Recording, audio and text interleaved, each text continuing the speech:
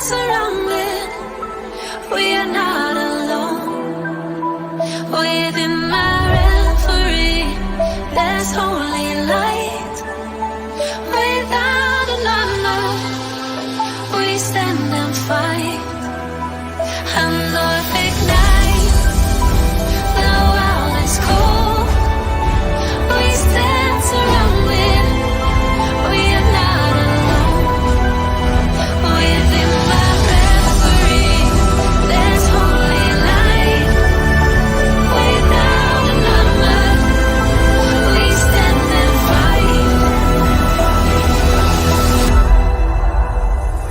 Oh, oh, oh, we are not alone. Oh,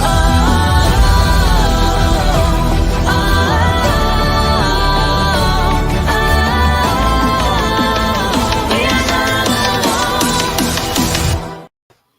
Welcome, everybody, to Thursday night on the PPR channel. This is Immortal Shadows, and I am your host, the paranormal pastor, Ezekiel Kincaid. And by my side is chef extraordinaire, my beautiful other half, Bethany. Gee, thanks. Oh, you're so welcome. Which, we need to do your intro music. No, Yes, we do. no, we don't. No, we We need to don't. do your intro video. No. Where is it? Where is it? I gotta switch over to the other You are not prepared. other thing. Hold on. Oh boy, and if I did Just switching this. backgrounds for a second so that I can pull up your intro video.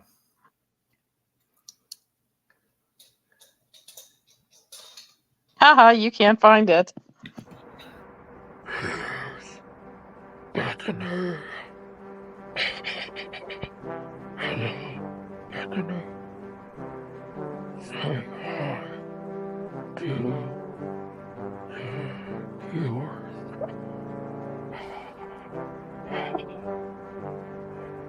Here you go.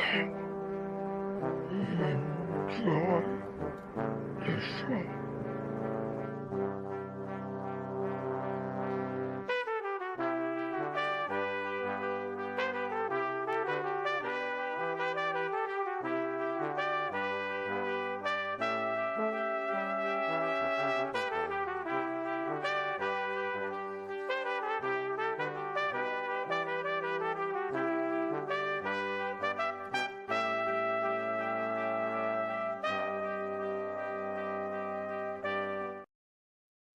Welcome to the show, Blondie. Well, I love the camper of passion. And why do I love the mix of Nightmare Fuel and a 1992 computer PSA music. Mm-hmm. All for you. Dustin did that especially for you. Hey, Henry, welcome to the chat. Hey, Dustin. We just did Bethany's intro music that you made for her, Dustin, and she was really excited No, I wasn't. and thankful. No. Yep. So before we get into tonight's topic, we have a couple special things planned. Dustin wants me to ask you about the deer, Bethany.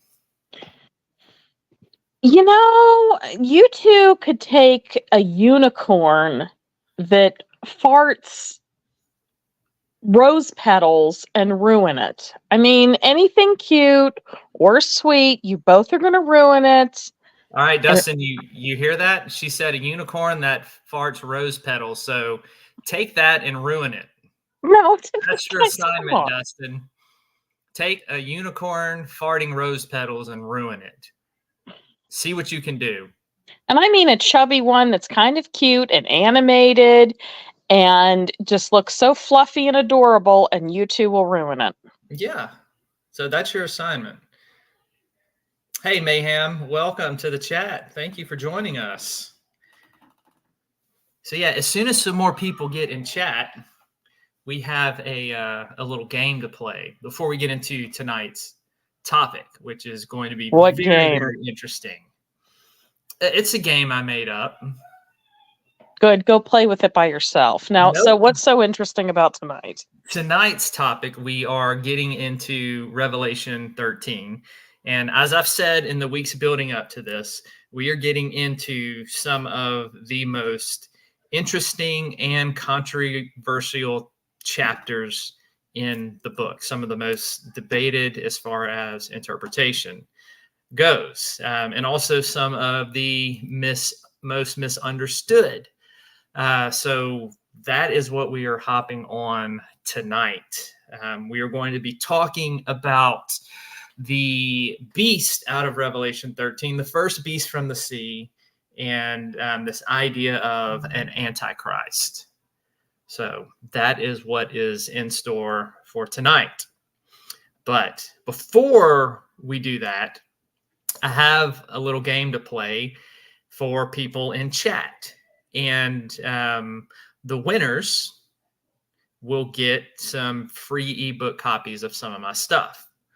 So that is what your prize will be. However, the game centers around your, how shall I put this? Your expertise in the kitchen. Are you talking to me or I'm talking to people in you. chat? No, the game is for people in chat. Okay. It centers around your expertise in the kitchen. So, like, remember how our last game was guess what Zeke bought? All right. This game is called Guess What Beth Fed Zeke. You know, you've never called me Beth. Okay, like I have to say that just threw me. It That sounds feels better. weird. It was less than a mouthful. What did Bethany feed Zeke? Because you've okay, no, that you messed the energy up. It's weird. No, we can't play the game now. No, Let's we're just still move playing. on. Moving on. No, you messed up the energy. It's Nope. too weird now. Nope. Hey, PW, thank you for joining us in the chat. So yeah, no, that is what we are going to do. That's the game that we're going to play. We can't play it now. You changed the energy. It's ruined. No, we It's can't. not ruined. You called me Beth. You've never called me Beth. That is weird. You just all this don't time want you've to never called me see- that. It's weird. You don't want people to see what you tried to feed me this past week. I didn't try to feed you anything. Yep. So here's how the game is going to work. There are going to be 3 questions. And if you get all 3 questions right, for the people in chat, if you get all 3 questions right, you will win a copy of my latest book, The Tetramet Tapes. I will send you a free ebook copy if you get all 3 questions right. If you get only 1 or 2 correct, you will get a copy of my latest, where is the cover? Cult of the Mother God. And I do not see the cover in here. Maybe I'm passing it up. I may have accidentally deleted it. But you will get my latest Southern Discomfort issue, Cult of the Mother God. And then if you don't get any correct, then you don't win anything. I'm sorry, because it is a game. So that is what we're going to do. Dustin says, Zeke, the deer vid is in the list. It's 8 seconds. I just uploaded. Okay, let's watch this real quick. The deer video.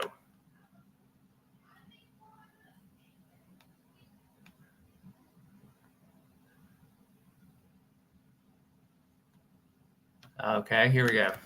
Roses are red, violets are blue. I'm outside your window looking at you. Look at that deer, isn't he? Roses are red, violets are blue. I'm outside outside your window looking at you. I kind of like that. Do it again. Roses are red, violets are blue. I'm outside your window looking at you.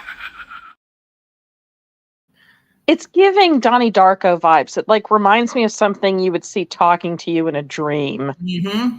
but the back of its head's blown off, like something gross. Yep. I like that, Dustin. Great job. I could like watch that over and over. I think I'm gonna go to sleep tonight with that. No, thank you so much, Dustin. Thank you. Hey, Christina, welcome to the chat. You were just in time for the game.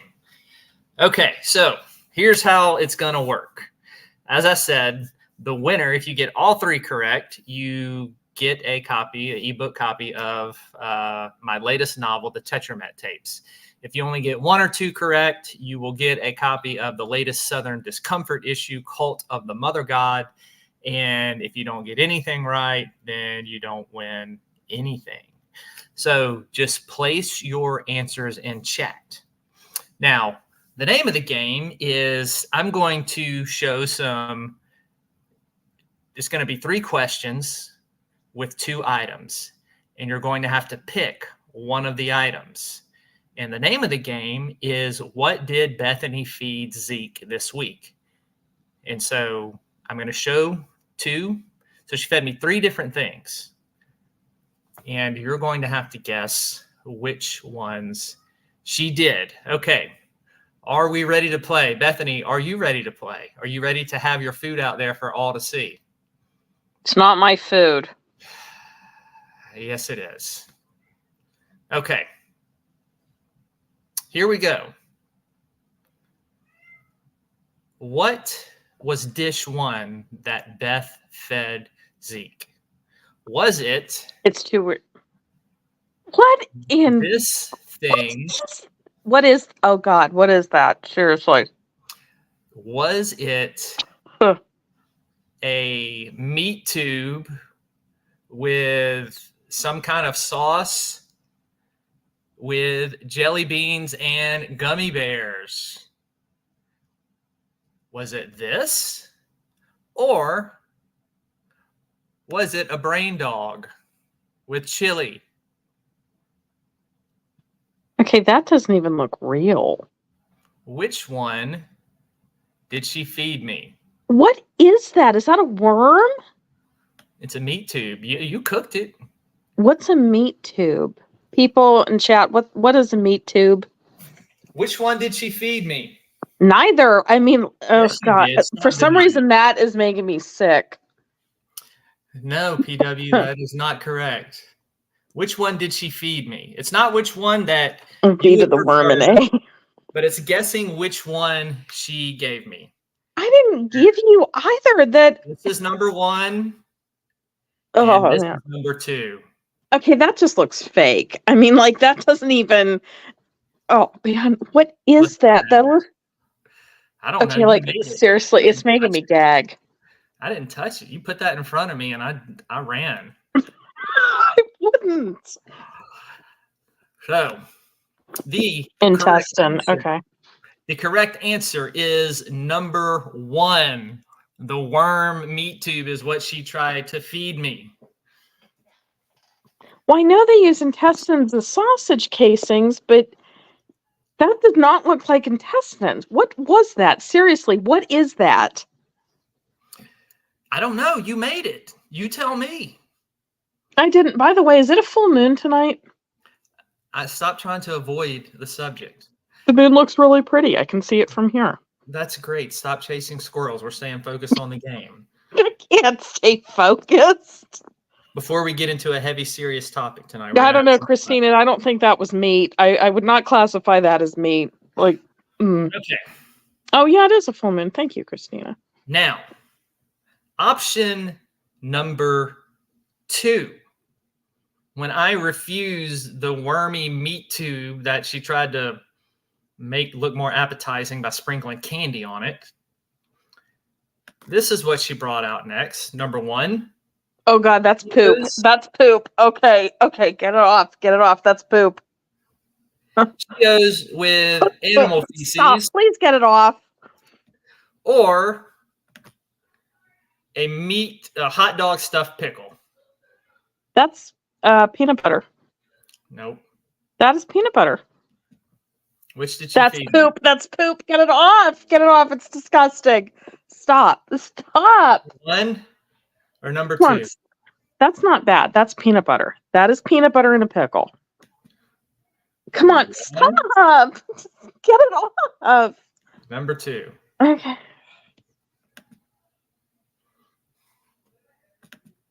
Dustin, not funny. Stop. It's That poop. is It's number poop. one, That's everybody. disgusting. Where did you find that? That's poop? It's poop. Number two.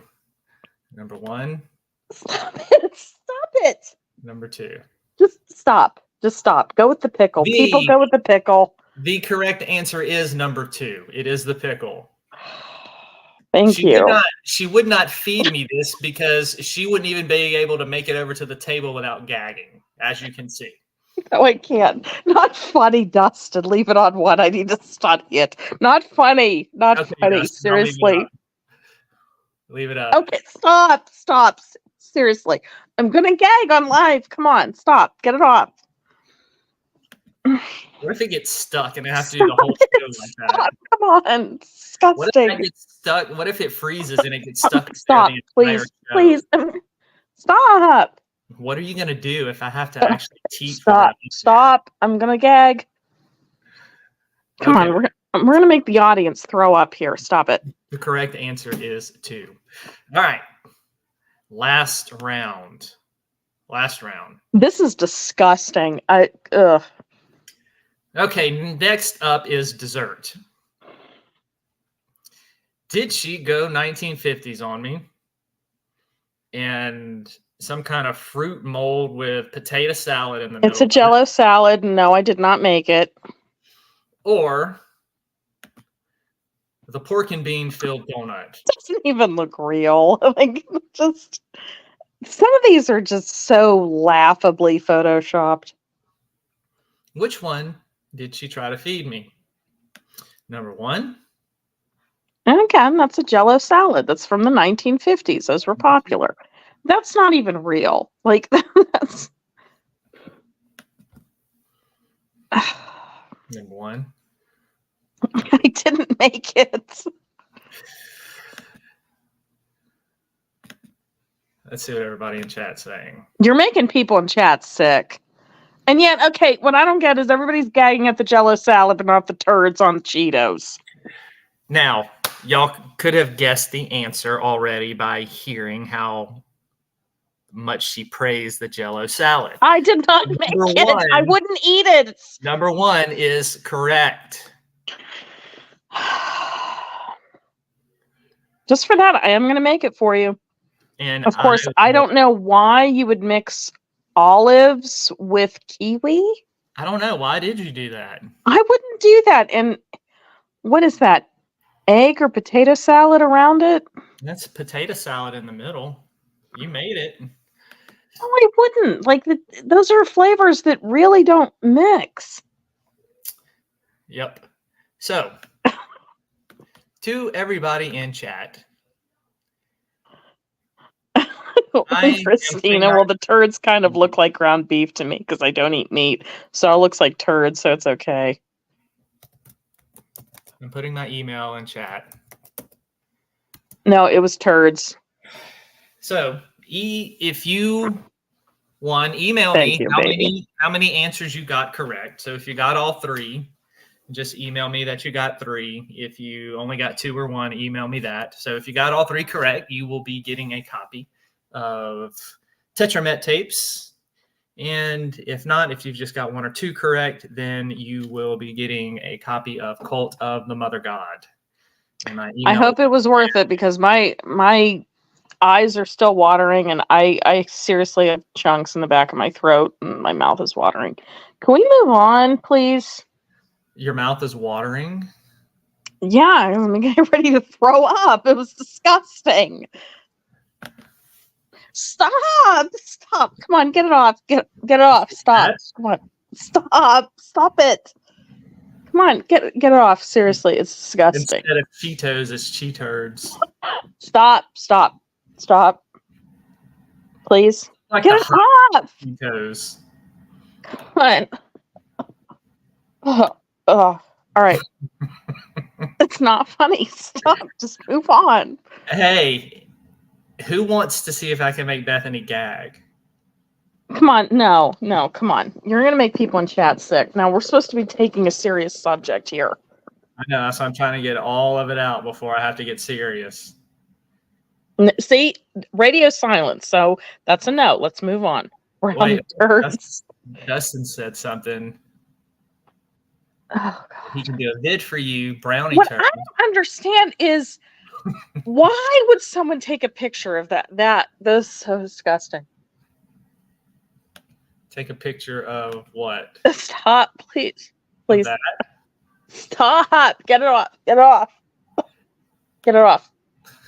Seriously, stop. Come on. Come on. Thanks. I did not put it back up. I didn't do anything. Come on. You have people in chat eating. All right. So enough. Moving on. Can I do it one more time? Stop.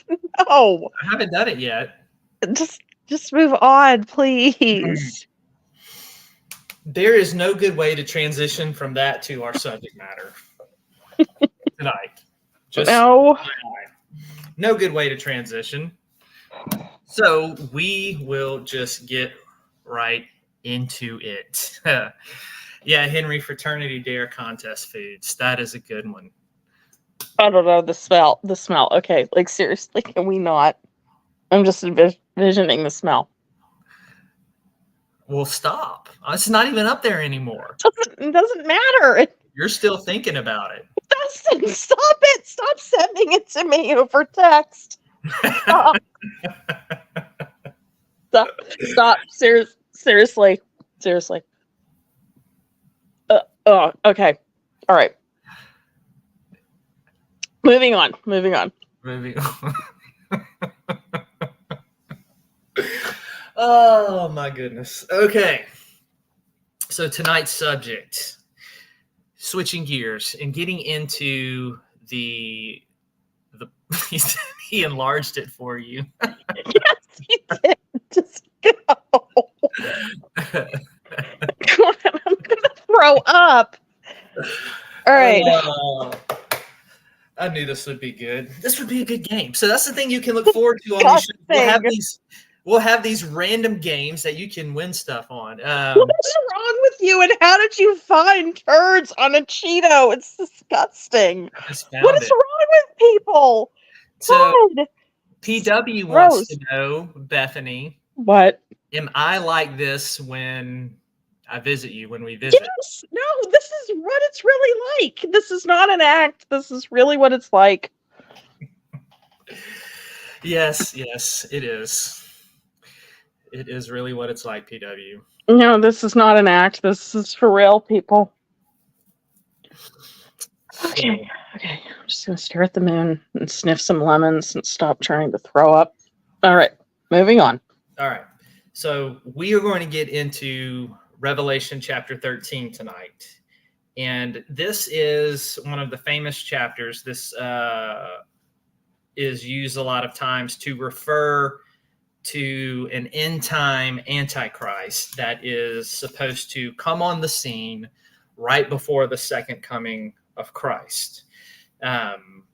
However, what we are going to see is that is not necessarily the case in what this particular passage teaches.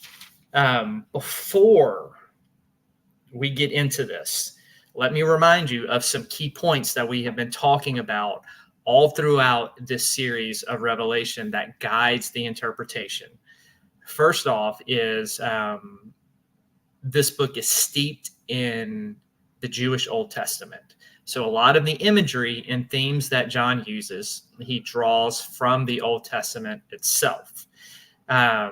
Remember, too, that this was written in mid to late 90 AD. under Roman persecution, under Domitian. So there are a lot of things that have to do with the Roman Empire in this particular book. The other thing also is when the scriptures talk about the end times, they are not referring to a small time period right before the return of Christ. The end times started with the death and resurrection of Jesus, and it will find its fulfillment at his second coming. So we have been in the end times. We have been in the tribulation since the death and resurrection of Christ.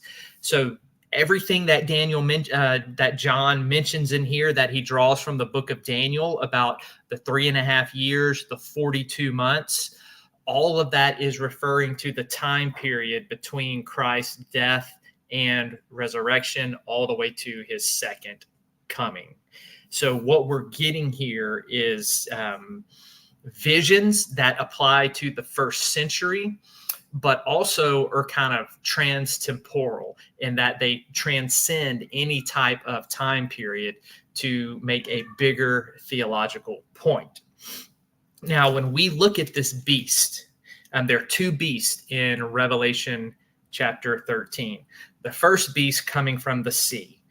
We're going to see that John draws a lot of his imagery from the book of Daniel in Daniel chapter 7. So I want to start off a little bit before we get into Revelation 13 and read you a little bit out of Daniel chapter 7. Just starting in verse 2, Daniel said, I was looking in my vision by night, and behold, the four winds of heaven were stirring up the great sea. Okay, remember that. The sea is going to be important when we get to Revelation. And four great beasts were coming up from the sea, different from one another. The first beast was like a lion and had the wings of an eagle. I kept looking until its wings were plucked, and it was lifted up from the ground and made to stand on its own 2 feet like a man. A human mind was also given to it. And behold, another beast, the second one resembling a bear, and it was raised up on one side, and 3 ribs were in its mouth between its teeth. And thus they said to it, Arise, devour much meat. After this I kept looking, and behold, another one like a leopard, which had on its back 4 wings of a bird. The beast also had 4 heads, and dominion was given to it. After this, I kept looking in the night visions, and behold, a 4th beast, dreadful and terrifying and extremely strong, and it had large iron teeth. It devoured and crushed and trampled down the remainder with its feet, and it was different from all the beasts that were before it. And it had 10 horns. So John is going to draw from the book of Daniel. Now, all of these kingdoms, all of these beasts were kingdoms that were prophesied in this vision. And that 4th beast, that 4th kingdom that we saw, was fulfilled in a leader, if you know your history, Antiochus Epiphanes IV. He is the one that came in and started the Maccabean revolt with the Jewish people. That was fulfilled in him.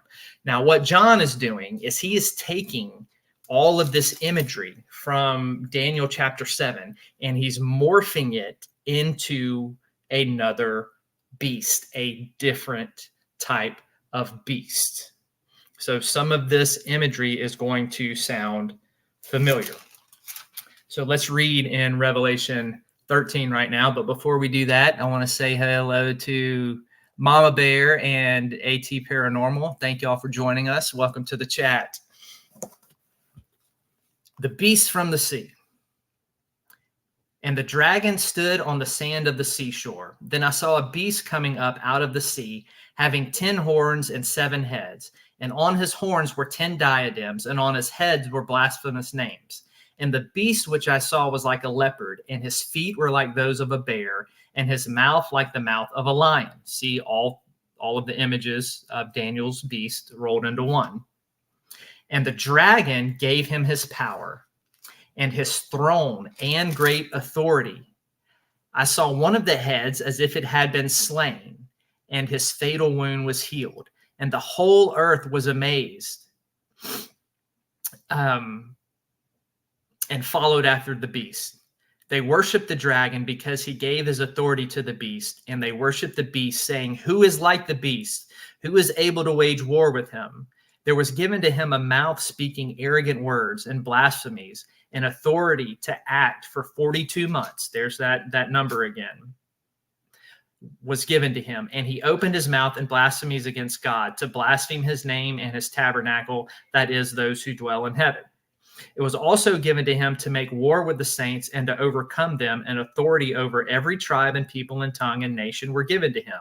All who dwell on the earth will worship him, and everyone whose name has not been written from the foundation of the world in the book of the life of the Lamb who had been slain.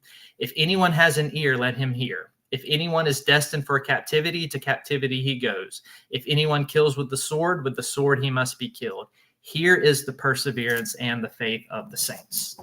So if you remember, we've been in chapter 12.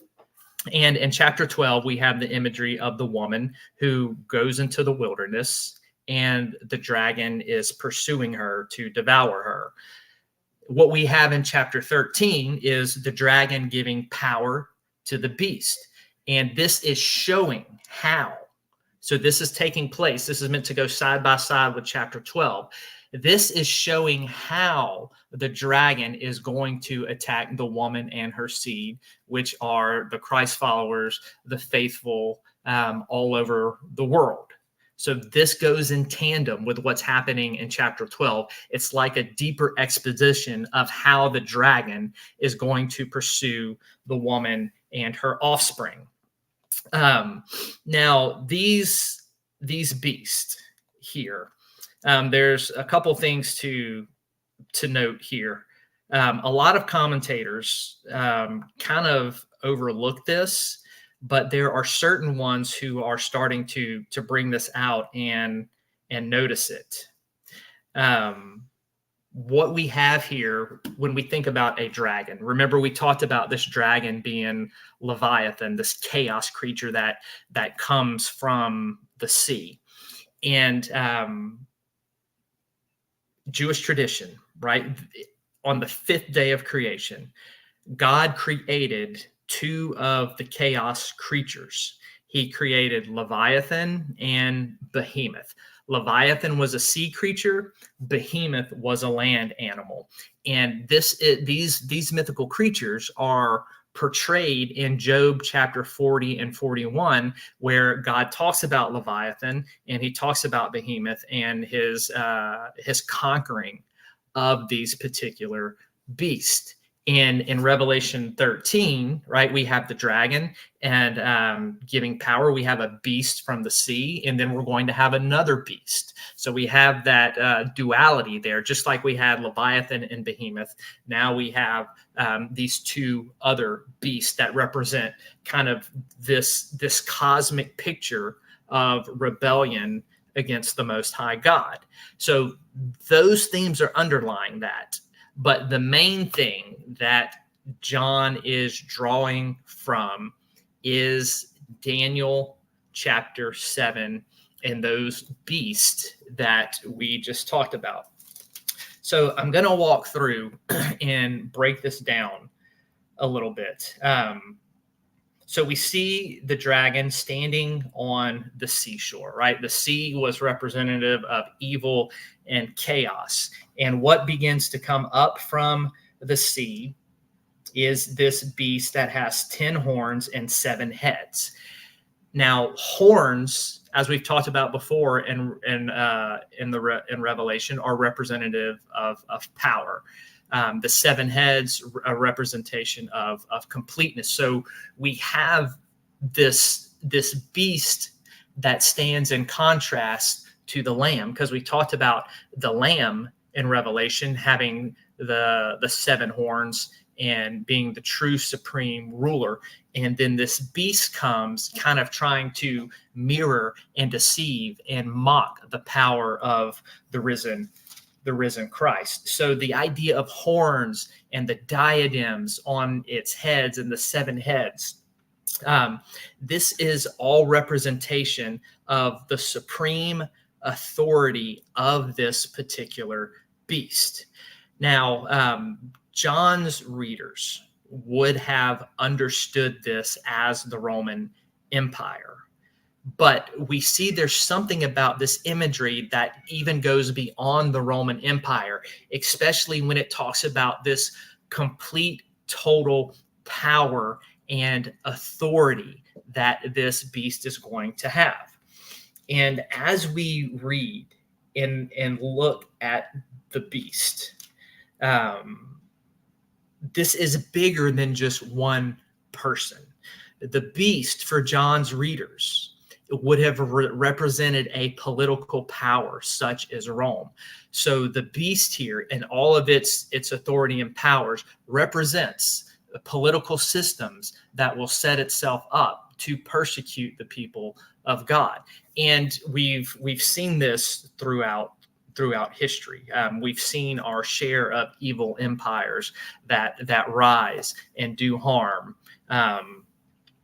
And in John's day, persecute Christians. We see who is behind it here, that the dragon is the one fueling the beast and its power. Now, when we talk about this in relation to an Antichrist figure, there are a couple things we need to keep in mind. And my cat is joining us. This is Penny Dreadful. Penny, say hello to everybody. She has to be with me. I love that cat. She keeps swatting at his face. So this beast, when we talk about the Antichrist, there's a couple things we need to remember when we look at the New Testament and what it actually teaches about the Antichrist. John, who wrote this book, also wrote a letter called 1 John. And in it, he talks about Antichrist. He says, I know that you have heard that Antichrist is coming, but I tell you, many Antichrists are already now in the world. And he goes on to say that any spirit that does not confess Jesus as the Christ is Antichrist. So any type of totally outright rebellious spirit against God. John says that the Antichrist is a spirit, and this spirit manifests itself in different ways and at different times, that it has always been ongoing. So John would argue that this Antichrist spirit manifested itself in Assyria, and when they destroyed the Jews. This Antichrist spirit manifested itself in Antiochus Epiphanes. This Antichrist spirit expressed itself in Rome, in the persecution of the Christians. And so the bigger picture here, right? We see that he says that authority was given to this beast for 42 months. Now, remember, the 42 months represents the whole time period between the death and resurrection to his second coming. So that saying that the beast has authority for that time period is another thing that helps us see that this imagery is transtemporal, that it wasn't just meaning the Roman Empire, because the Roman Empire has come and gone. It's not referring to a particular system at the time just before the second coming of Christ. What John is saying, he's giving us a bigger picture that Satan is the one who has authority in governments to met out persecution against the people of God, and that this is going to be an ongoing issue, that there are going to be evil empires throughout history that rise all the time. And we don't know what that final empire is going to be before the second coming of Christ. So this picture of the beast is not just referring to one particular person at the end time. You've had interpreters, not scholars, but different TV preachers and people of the day try to interpret the saying there's going to be this revived Roman Empire in the last days, and they've tried to say that's the European Union and other things like that. But that doesn't fit the imagery here with what John is talking about. the next thing I want to focus on is this wound that the beast gets. In verse 3, he says, I saw one of the heads as if it had been slain, and his fatal wound was healed.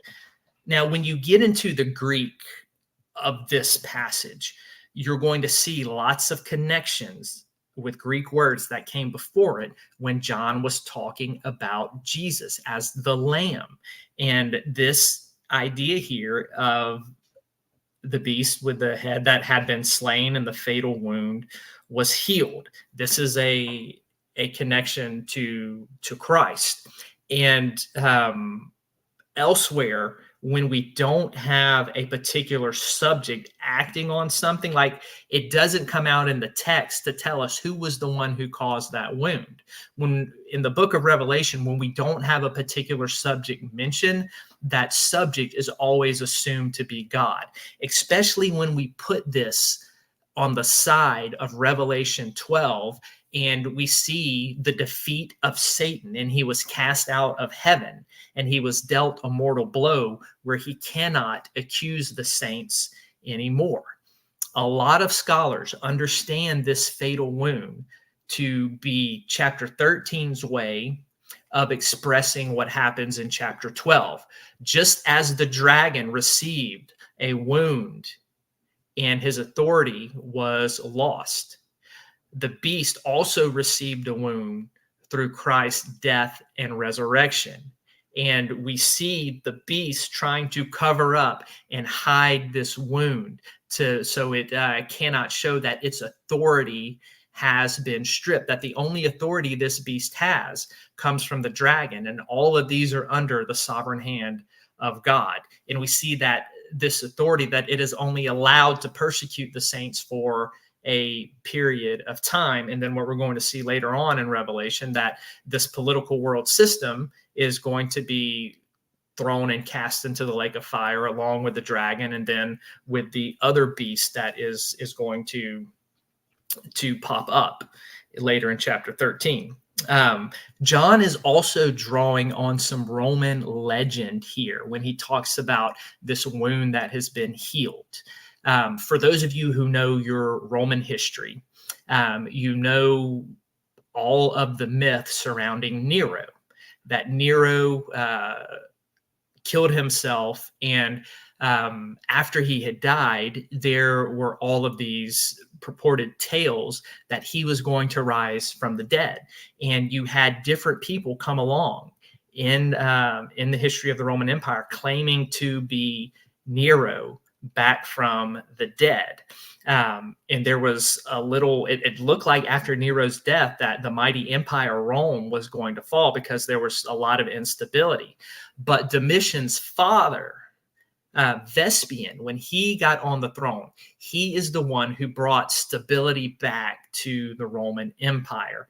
And so it looked like that fatal wound was healed. And then the persecution of the Christians picked back up under Domitian. So this fits very, very well to John's audience when they're understanding the Nero myth and everything. So we got two things going on here with this passage. We have the understanding that Christ is the one who dealt this fatal blow. And he's playing off the idea here of the Roman resurrection myth of Nero.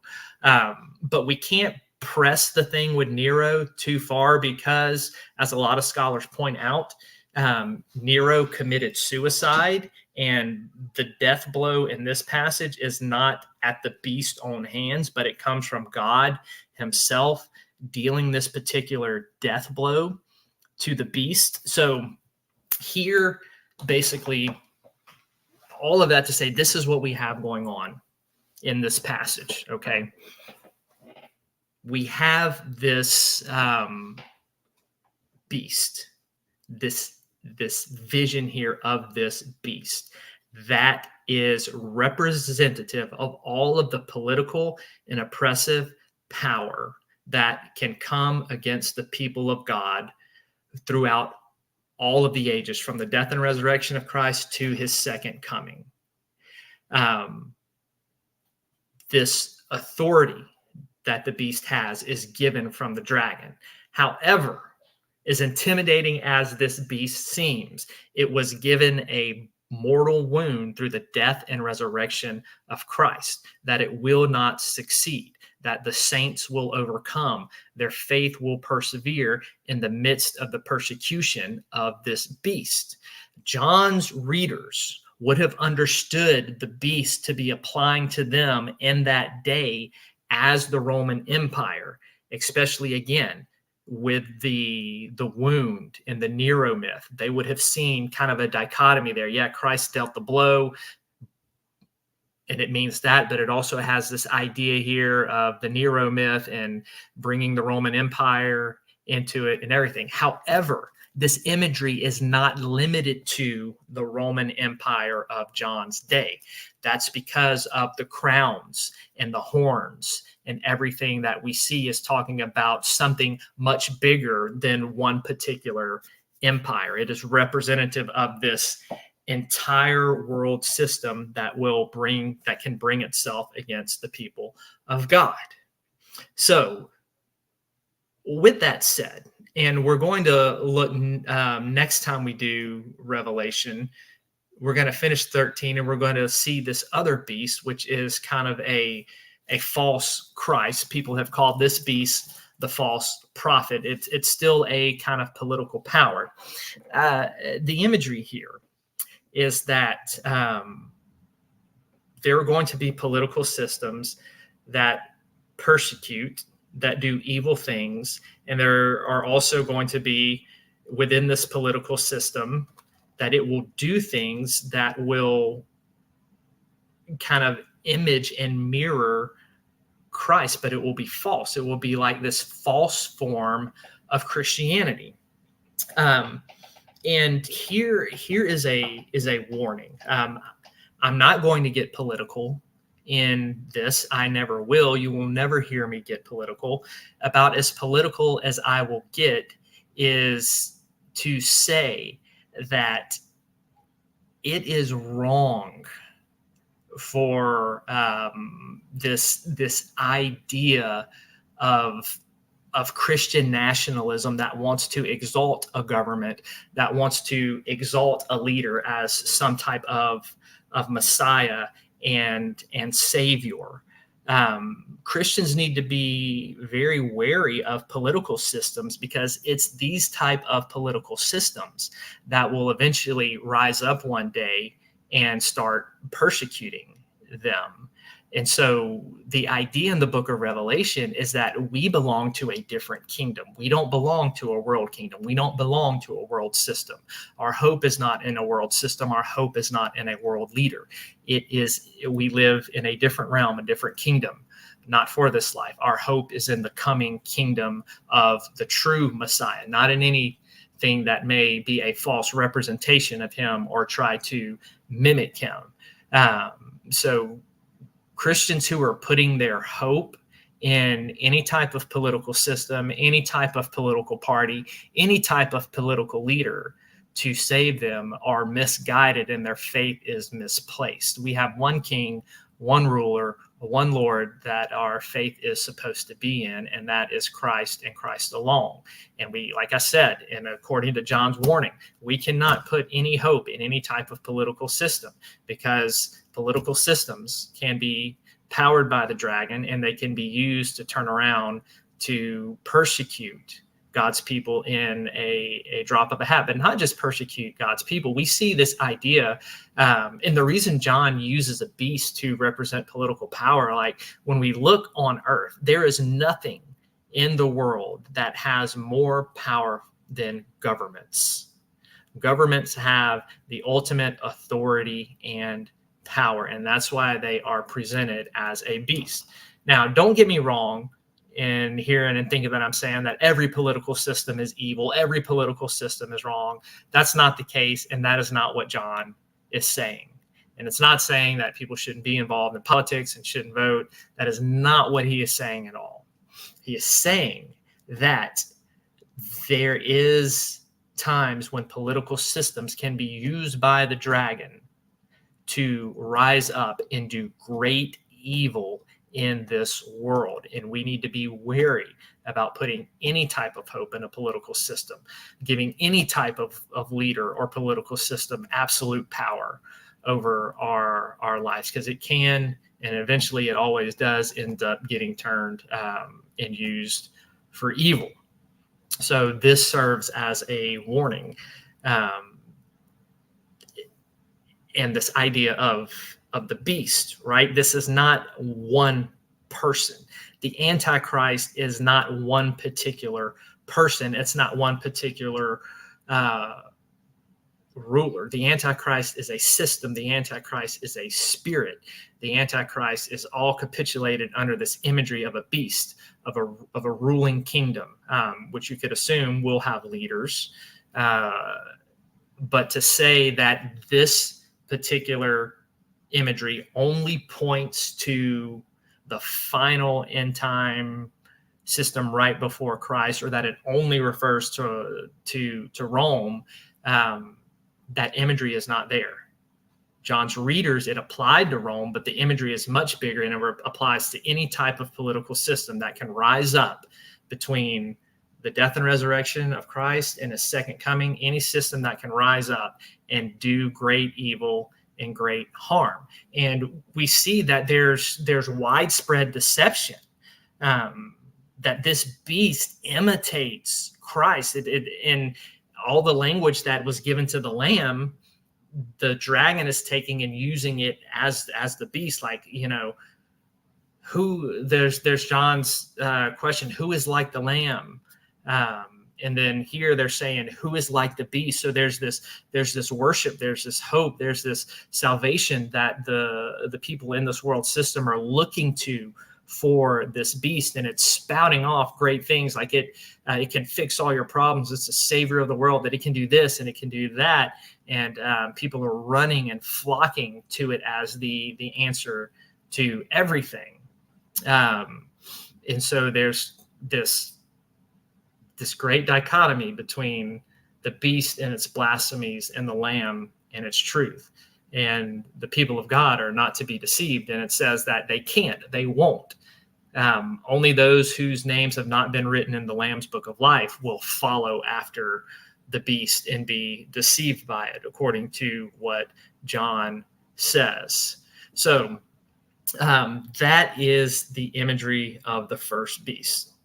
So walk away tonight. Basically, all of that, what I'm saying is the beast represents any political power that rises up. We don't know which one is going to be the last one before the return of Christ. In John's day, they understood it as Rome. In our day, it can be any type of political system that can do that.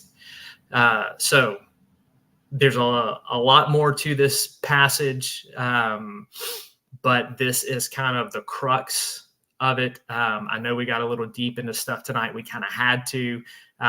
There's still more depth to go, but we're not going to do that.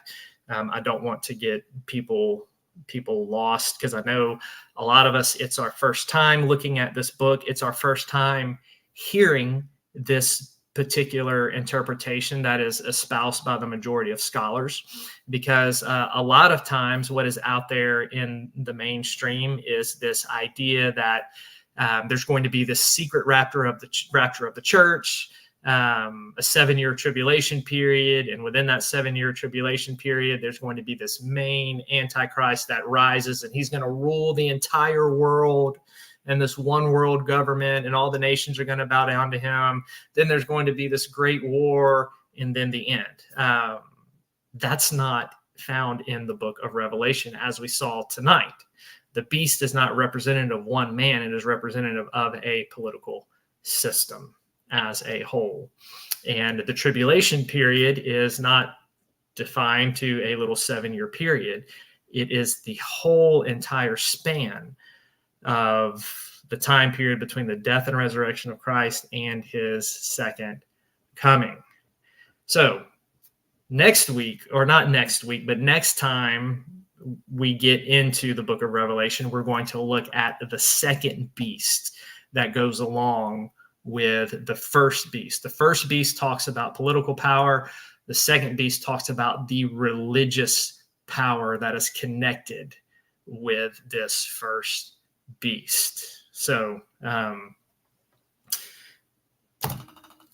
that is all about the beast from the sea tonight. Let me see if I missed anybody in chat. I see Mark. Hello, Mark. Hey, Party God. Welcome.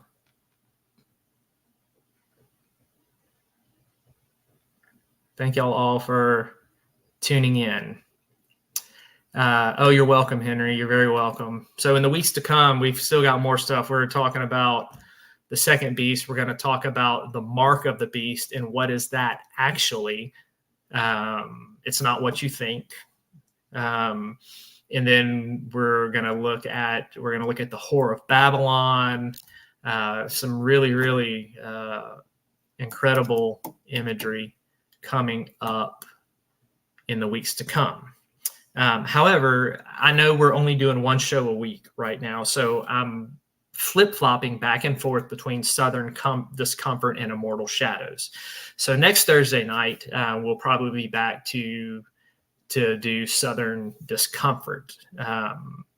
So it's all going to be on Thursday nights from now on. However, if there is a time where I can do 2 shows a week, it will be Thursday nights and then Sunday nights. But we've decided to move it to Thursday nights because last Thursday night, y'all, we had such a great turnout. We had so many views on the videos. Thursday night has just been proven to be a better night for us, and so we're grateful for all the support. We're grateful for everybody tuning in and watching. Grateful for everybody in chat. And oh my gosh, Bethany, you know who I forgot to thank tonight? I think I can guess. Oh my gosh, y'all. Dustin, PW, I totally forgot to thank my stalkers for tuning in. I mentioned that to y'all last week that I found out that I had stalkers. Stalking me on social media, stalking me on the channel, taking screenshots of me up here on my show. So I want to thank them, especially last week, for the views. We had a lot of views last week. So, not only do you people in chat and everybody on Facebook help with the views, but my stalkers, y'all help with our views too. So thank you for tuning in. And helping us promote the channel. This is awesome. Y'all are doing me a favor. I greatly appreciate it. I am concerned about your mental health, though. You might want to seek some help out about that. There's numbers you can call. There's counselors you can get with. Yes, there's TikTokers too. People on TikTok. We get views we get people coming in from all over the place. So everybody who tunes in and supports, it definitely encourages us, and we're thankful each and every week that you decide to spend your time with us. Yes, PW, stalkers are very important to grow your channel. Hey, that they are. Very, very much so. They're one of the numbers. Yes. And I read something, and all of you out there, all of you Geminis out there, if there are any Geminis out there, you can probably testify if this is true. I read something that said if a Gemini finds out that you don't like them, they're just going to make it worse. And that's true. Like if I find out somebody doesn't like me, I'm just going to run with it, right? So I find out that I've got these stalkers and they're people that can't stand me. Oh, well, that just makes my day. I am just going to run with it and go with it. And, to my stalker. Talk about a conundrum. You would think that somebody who can't stand you, that they wouldn't want to be around you, that they wouldn't want to see you. You would think. You would think. I don't know, but it's I like, don't know either. you know, you can hate me, but I'm not going to stop preaching the word. I'm not going to stop writing horror. I'm not going to stop doing the paranormal. I'm not going to stop loving people. I'm not going to stop being myself. So the hate drives me. It kind of fuels me to keep going. Actually, the hate just seems really, really, like, seriously, it's really, really sad. I mean, when you really think about it, that somebody would be like that stuck, or that people would be that stuck in that kind of misery, that's more sad. Obsession. Yeah. But and sadly, yeah, it's kind of prime for, ridicule and to be made fun of, but still, Yeah. I'm trying to be a better person here. And announce Dustin is going to be live Saturday. Okay, Saturday at. And by the way, Dustin, thank you so much for the zoomed in picture of the turd. Thank you so much for that. I had forgotten about that. I was going to make it off the show without Please doing stop, it. stop. Come on, stop. Stop. Please get it off. Get it off the screen. Come on. Hey, we already did this. Thank you. Dustin, we need a sound bite. You know that scene in the Goonies where Chunk makes that throw up sound? Come on, stop. I keep muting the mic because I keep making that sound. We need to play that every time we pull this Stop, picture up. Stop. Come on, get it off. Sound bite. Get it off. Chunk from the Goonies. We probably have to pay for that though, Dustin. Never mind. We can make our own sound bites. My mouth is watering here. I will throw up all over the place. Just stop. Moving on. I'll make my own sound bite of throwing up.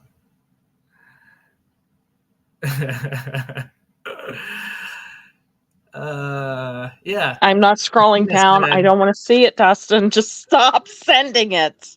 Christina said, okay, you can make that sound because you sounded just like him and put that on the picture. Yeah. There we go. Oh, you texted her some more, a better pic of it, Dustin? Yes, he keeps zooming in. It's poop. Oh God, okay. Oh, there's Dustin. Dude, if you have a zoomed in shot, put it in there so I can pull it up on the show. No. Come on. Stop. All right, get it off. Up. Come on, stop it. Get it off. Just close your eyes. I have my hand over it. Just stop, please. Oh, all right. Stop. Stop. Get it off. Oh, man. Yeah. Oh, it's Reagan. I'd rather look at that, and I'm sorry, he smells like blood and poop every time I see Art the Clown. Stop. Come on, stop.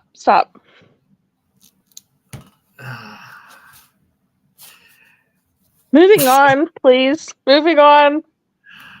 Hey, buddy. Moving on. So just a reminder to anybody, I haven't checked my emails yet, but for a little game that we played with those pictures earlier in the show, if you will just email me, EzekielKincaid@gmail.com, just my name, and let me know how many you got right, and I will send you the ebook. If you got all three right, you get Tetramet tapes. If you got one or two right, you get Cult of the Mother God.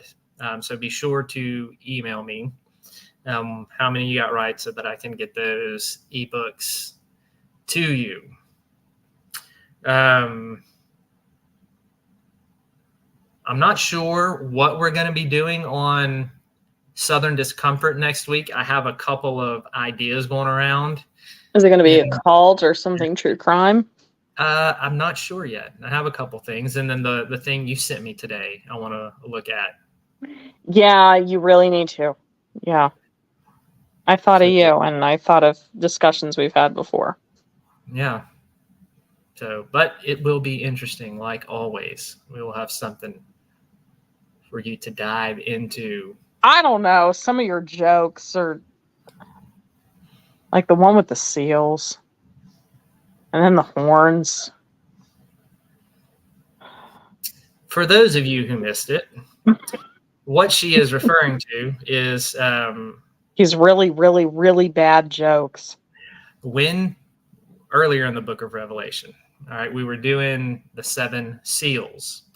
And I mentioned and said that it's 7 seals on a document, not like the creature on the beach that goes, or.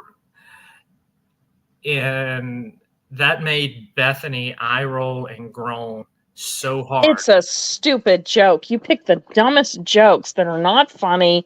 They're just stupid. She was so mad about it. It was great. So Dustin and I ran with it. And Dustin made all of these pictures of like seals preaching, and I think there were zombie seals and everything like that.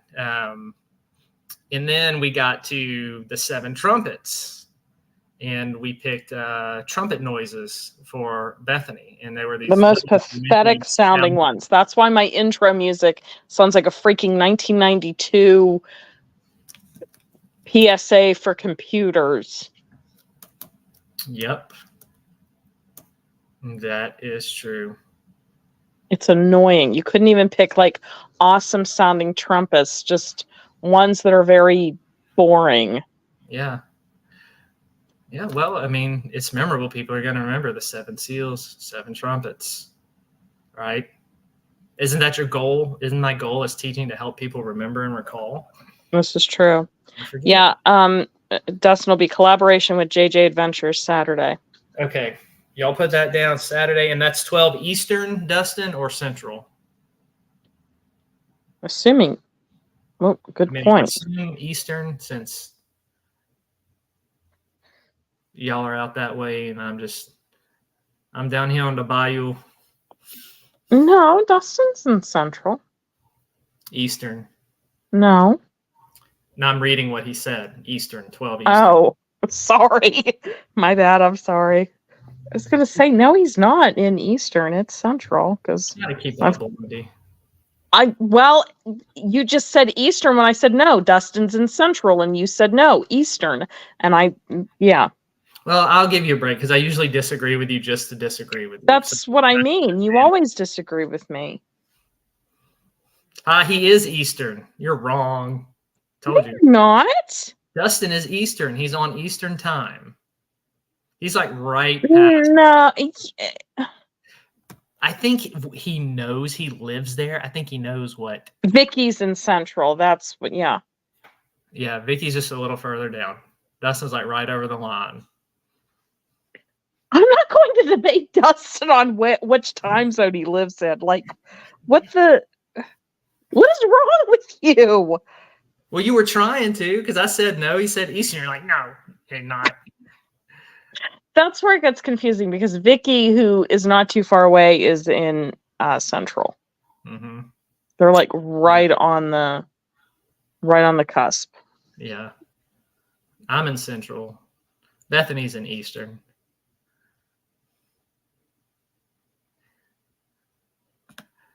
Moving on. All right. So that's all I have for everybody tonight. So we're going to go ahead and wrap the show up. Y'all stick around because we always like to play an inspirational video that Dustin has done for us at the end of each show. But we wanted to show this one more time. Get it off. Get it off. Get it off. Get it off. Oh, God. Get it off. Off. Off. On. Off. Come on. Stop it. This isn't like disgusting Sesame Street. Come on. Like. I'm playing on and off, and Dustin played near and far with it. With the screenshots. Oh, all right. I gotta go get mints or something. Can we wipe this up? Near. Stop. Far. Near. Come on, Far. cut it out. Ugh. Oh, all right. Okay, we done. My eyes are watering here. Cut it out. Is this one any better? That's got to be a worm or something they found in food. All right, wrap it up. Okay. All right, y'all. Be sure to tune in Saturday at 12 Eastern, Bethany, for Dustin live streaming, and then I will be back next Thursday night. So thank you to everybody who tuned in to watch us on YouTube and Facebook. Thank you to everybody in chat for hanging out with us and talking and participating. Thank you to my stalkers for helping boost our numbers. And I will leave you with our inspirational video, and we will be back with you. Again, we love you, and thank you all so much for your support. Is this what giving up feels like? I don't know, I don't know. Tell me, have I lost my mind? Nowhere to go, so far from home. Is this what giving up feels like?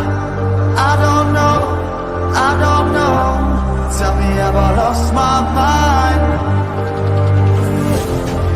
So I break these walls and hold